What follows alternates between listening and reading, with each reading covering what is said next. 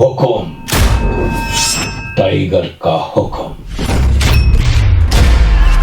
But இதுக்குள்ளே படத்தில் வராது டெலிட்டில் ஒரு scene போயிடுச்சுன்னாக்கா truck flip ஆகுறப்போ Yogi Babu உள்ளே இருப்பார்.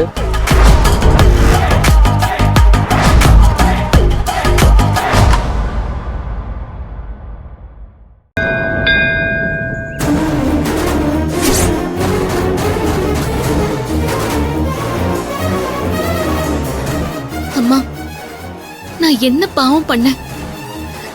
என்ன பண்ண வேண்டிய சித்திரவதை எல்லாம் பண்ணிட்டேன். இப்போவும் என்ன சித்திரவதை பண்ணிட்டு இருக்க. விக்கியும் என்ன பாவம் பண்ணாரு? நாங்க 2 பேரும் என்ன பாவம் பண்ணி இந்த பூமியில வந்து பிறந்தோம்? அவரு பழசெல்லாம் மறந்துட்டு அவருக்கே அவர் யாருன்னு தெரியாம இருக்காரு. இப்ப அவருக்கு பழைய ஞாபகம்லாம் வராம இருந்தாலே ரொம்ப சந்தோஷமா இருக்கும். ஆனா கொஞ்சம் கொஞ்சமா ஞாபகத்தை வர வச்சு அவரை கொஞ்சம் கொஞ்சமா கொல்றது எந்த விதத்துல நியாயமா? அப்படி நாங்க 2 பேரும் என்ன பண்ணக்கூடாது தப்பு பண்ணிட்டோம். வேண்டாம்மா, நீ எங்க வாழ்க்கையில விளையாடினதெல்லாம் போதும். இனி விக்கிக்கு பழைய ஞாபகம் எதுவும் வர வேண்டாம். என் மேல அவருக்கு எந்த நினைப்பும் வர வேண்டாம். ஏன்னா அவரை நம்பிதான் இப்ப கவி இருக்கா.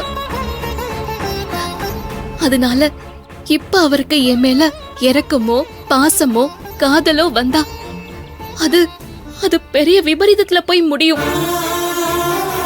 அவருக்கு ஒருவேளை பழைய ஞாபகம்லாம் வந்து அது கவிக்கு தெரிஞ்சாலும் சரி, இல்ல அவங்க அம்மாவுக்கு தெரிஞ்சாலும் சரி, அதனால நான் தான் மிகப்பெரிய இழப்பை சந்திக்க வேண்டியதா இருக்கும். நான் வாழ்க்கையில இழந்தது எல்லாம் போதும். இனிமேலும் நான் யாரையும் இழக்க விரும்பல. எனக்காக இத மட்டும் பண்ணுமா? உன்னை கெஞ்சி கேட்டுக்கிறேன். பிளீஸ்மா. பாவம்மா விக்கி. நேத்து நான் அவருக்கு கொடுக்க கூடாத தண்டனையை கொடுத்துட்டேன். இதுக்கு மேலேயும் நான் இன்னொரு பாவத்தை செய்ய வேண்டாம்னு நினைக்கிறேன். தெய்வ வடிவம் பெறும் நெஞ்சில் வஞ்சமும் தரும் நல்லன எல்லாம் பெரும்பெருக்கே நந்தரும் பொங்கோளால் அபிராமி கிடைக்கின்றே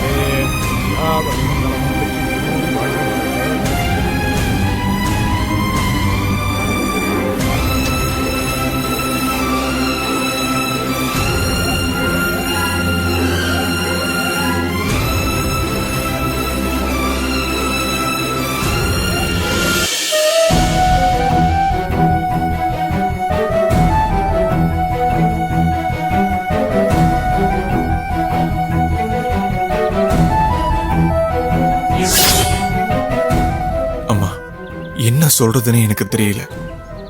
எல்லாமே நீ நடத்தின நாடகம் தான். அதுல நாங்க நடிச்சிட்டு இருக்கோம்னு எனக்கு தெரியும். ஆனா அதுல நான் என்ன கேரக்டர்னு தெரியாமலே நடிச்சிட்டு இருக்கேன். அதான் எனக்கு மனசு கஷ்டமா இருக்கு. நடந்த எல்லாமே நான் மறந்துட்டேன் தான்.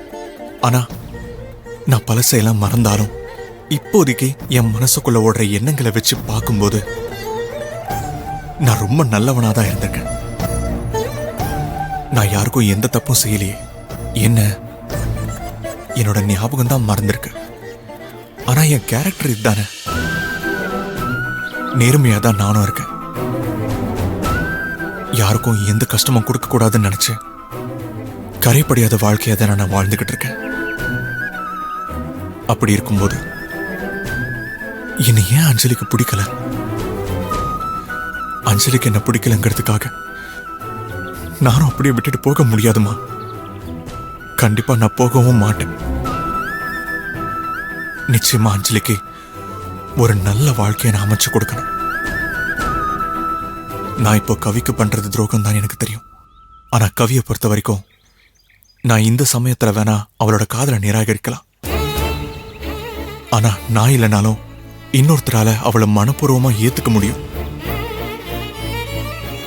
ஆனா அஞ்சலி வாழ்க்கையில் இன்னொருத்தர் வந்தாலும் அது அவங்களுக்கு சரியான வாழ்க்கை அமையுமான்னு தெரியாது. அஞ்சலி வாழ்க்கையில இன்னொரு தடவை தப்பு நடக்க கூடாது.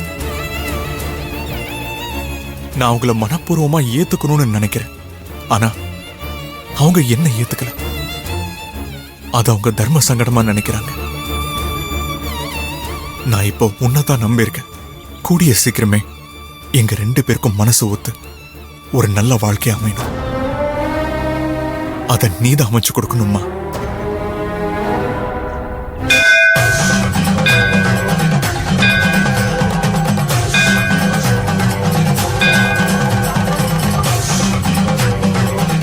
அதை எப்படியாவது நீதான் அமைச்சு கொடுக்கணுமா? எல்லா வளமும் நலமும் பெற்று நீடூடி வாழ வாழ்கிறோம்.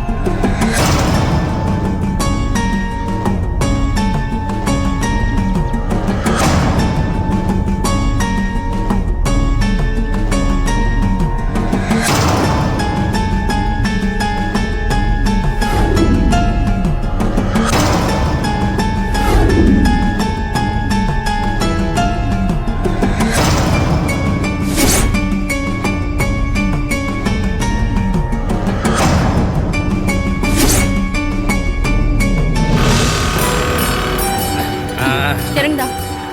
அப்பா பார்த்து ஸ்டாண்ட் போடு. இந்தா உன் போனை மறந்துடாத. குடு. ஏய் அஞ்சலிடா. அஞ்சலி. டேய் பேப்பர் ரோஸ்ட் எப்படிடா இருக்க? உன்னை பார்த்து எவ்வளவு நாள் ஆச்சு? நேர்ல பார்த்தா மட்டும் இப்படி கேளு. உனக்கு எத்தனை வாட்டி நான் கால் பண்ண தெரியுமா? ஒரு வாட்டி கூட நீ போனே எடுக்கல. அனு உன்னை பார்த்ததுக்கு அப்புறம் உன் விஷயத்தை எல்லாத்தையும் என்கிட்ட சொன்னான். அதுக்கப்புறம் தான் உன் சிச்சுவேஷன் எல்லாமே எனக்கு புரிஞ்சுது. நானும் அமைதியா இருந்துட்டேன்.